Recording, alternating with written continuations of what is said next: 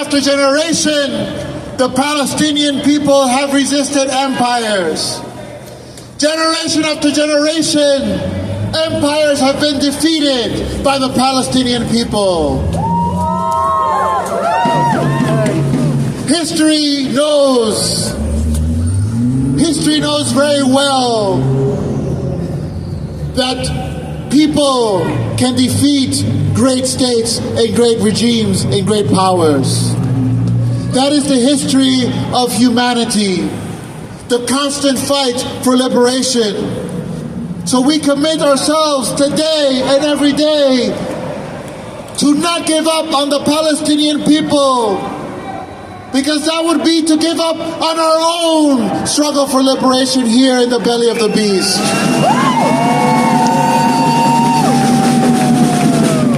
So as we get ready to close this program, I invite Layan Fulehan of the People's Forum.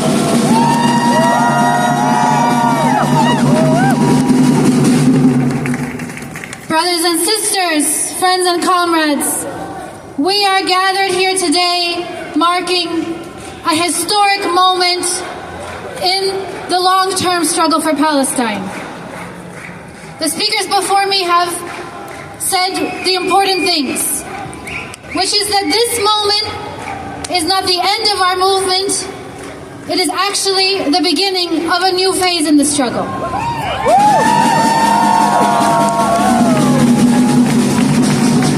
What I want to talk about right now is I want to make a few points about that man sitting in the White House named Donald J. Trump, who is now claiming that this ceasefire is the result of his efforts. He is claiming that this ceasefire is proof of his victory. He is claiming that he is the peacemaker of the world. Let me ask you a question. Is Donald Trump making peace in the world? No. Donald Trump came into office January 2025, and it was Donald Trump that gave the green light for Israel and the Israeli occupation to destroy the ceasefire that had already been agreed upon. It was Donald Trump that gave the green light for the Israeli occupation to begin their war against the Iranian people. It was Donald Trump that actually sent U.S. bombers to go bomb the Iranian people. It was Donald Trump that then gave the green light for the ground invasion and the siege of Gaza City, which has been one of the worst chapters in this genocide of the past 2 years.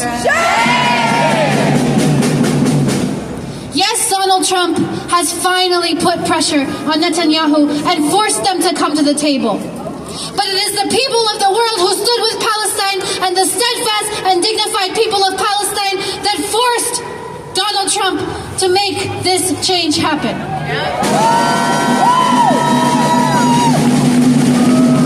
Donald Trump's shift in position is in fact only an effort for him to try to save the U.S. empire from the stain of being affiliated with the pariah status of the Zionist occupation.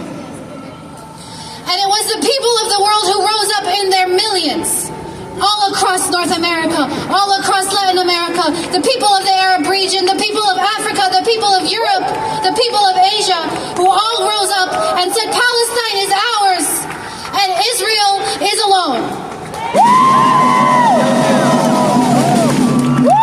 When we think about the ceasefire, we have to listen to the voices of the Palestinian people. This ceasefire is sorely needed. We need an end to the active genocide. We have witnessed the streets of Gaza filled with celebration, and that gives us all joy to see the people of Palestine celebrating. But as was already said before me, that means that now we have even more tasks in front of us.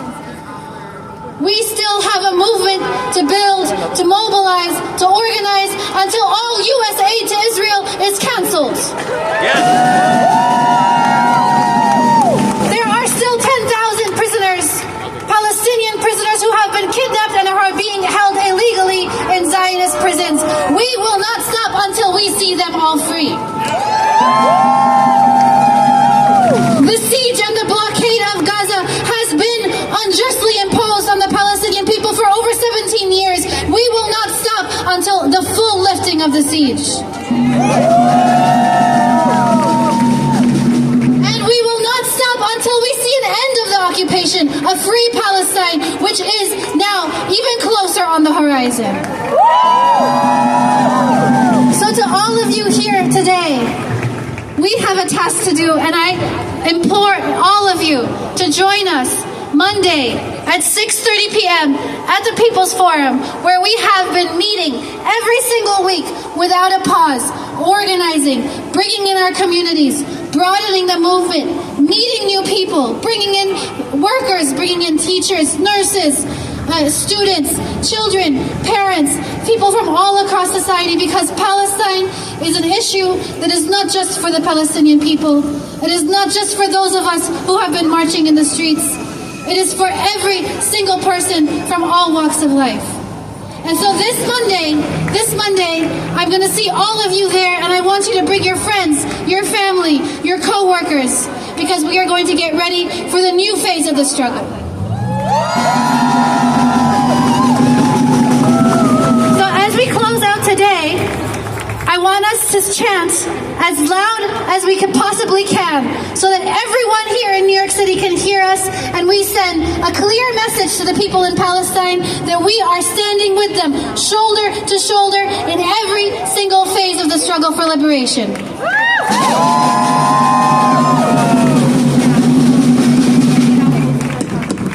Gaza!